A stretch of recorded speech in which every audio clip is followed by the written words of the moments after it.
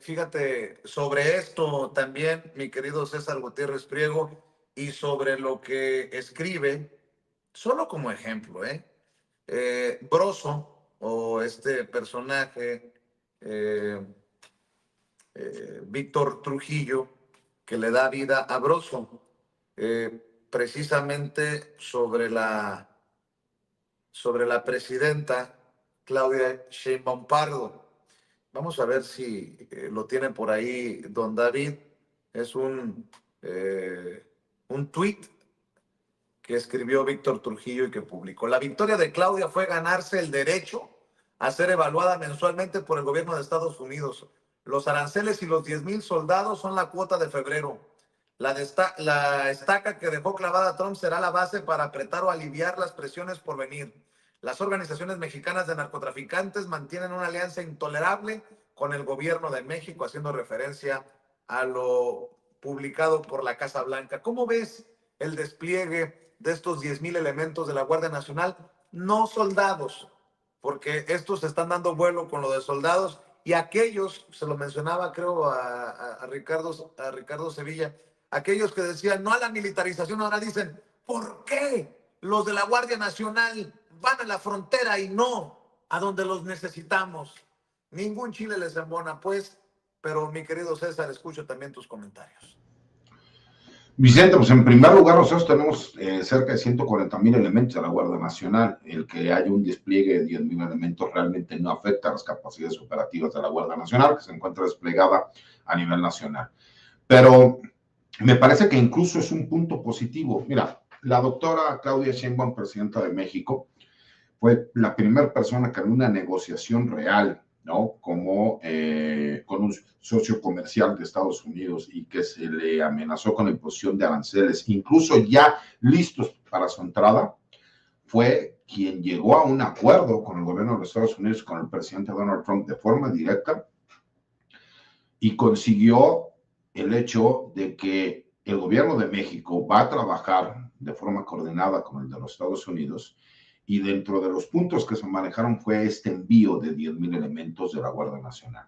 No es poca cosa, porque le pidió lo mismo al primer ministro de Canadá, Justin Trudeau, y recordemos que incluso la llamada se tuvo que posponer incluso para la tarde, y a ellos todavía los hizo que aplicaran un plan de defensa que tienen, en el cual tienen un fondo de $1,200 millones. Eso es un hecho público, ¿no? Ve la diferencia de cómo se llevaban a cabo las cosas, y que además tenían que nombrar un SAR antidrogas exclusivamente para el fentanilo, ¿no?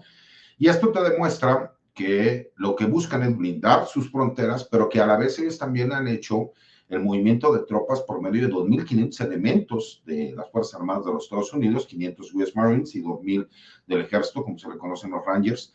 ¿Para qué? Para que a su vez ellos también puedan proteger la frontera del lado norteamericano, pero en apoyo al despliegue que está haciendo en México. Recordemos que incluso lo que busca el gobierno mexicano no es solamente el frenar la introducción ilegal de drogas hacia los Estados Unidos, sino que también le servirá para sellar la frontera de los Estados Unidos hacia México por la introducción ilegal de armas de fuego. Me parece buena noticia en ese sentido, porque el grave problema que hemos tenido y una queja constante desde hace muchos años es la venta indiscriminada que se da por parte de estas subdistribuidoras de armas de fuego, que no cumplen con los procedimientos legales para que sean compradas de forma legal en los Estados Unidos, pero que ingresen de forma ilegal hacia nuestro país.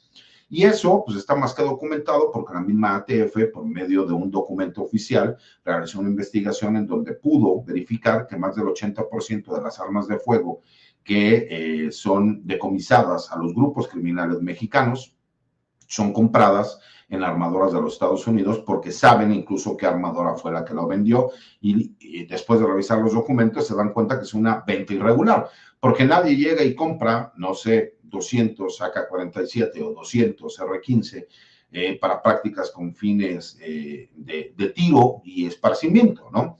Obviamente, al no cumplir con todos estos procedimientos, pues se termina perjudicando, porque le das poder de respuesta y de fuego a los grupos criminales. Y eso es por poner un ejemplo. ¿Por qué? Porque también hay drones de tipo militar con explosivos y que incluso hemos podido ver videos en las últimas semanas en cómo se ataca a personal militar y policíaco. Pero derivado de todo este trabajo, y es lo que yo señalaba, recordemos cómo la oposición en México salió a celebrar un comunicado de la Casa Blanca en donde decía que el gobierno mexicano se tenían pruebas de que institucionalmente protegía a los grupos criminales mexicanos. Sí, pero haciendo referencia a una nota de la agencia de noticias AP, en donde señalaba que sí, que efectivamente estaba corroborado en el sentido de que Genaro García Luna, quien fue secretario de Seguridad Pública Federal del año 2006 al año 2012, ¿no? En el sexenio de Felipe Calderón, en un gobierno panista, ¿no? Y que era el secretario de Seguridad del PAN, pues fue quien fue encontrado culpable. Y efectivamente, eso me parece que el gobierno mexicano pues no tiene ninguna defensa, porque es real que él se fue señalado culpable e incluso utilizaba las instituciones del Estado para proteger a este grupo de narcotraficantes conocidos como el Cártel del Pacífico o Cártel de Sinaloa.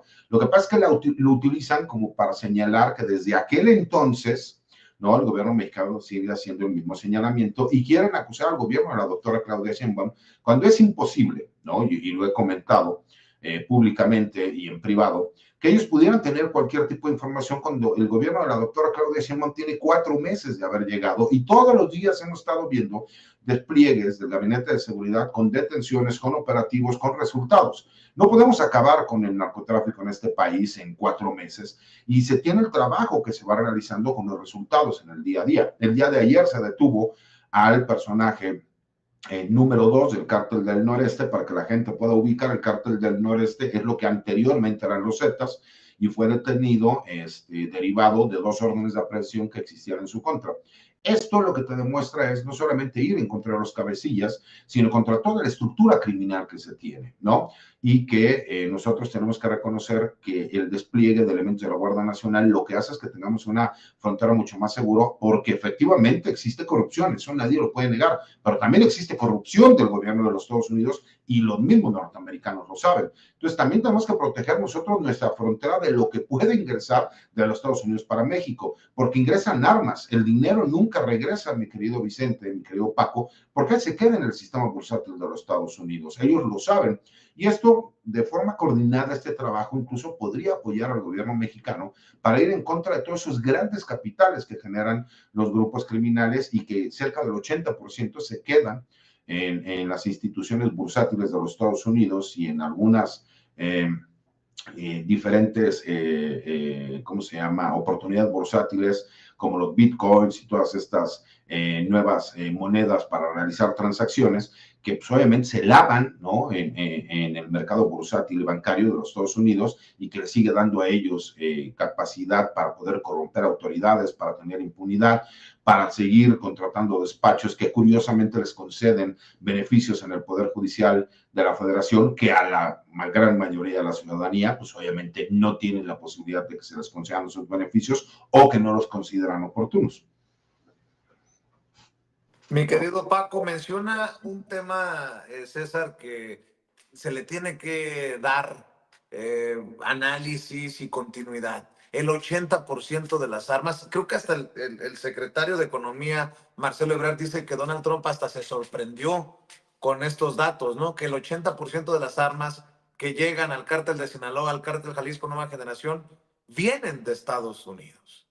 Por eso, a pesar de que los medios hablen de los aranceles,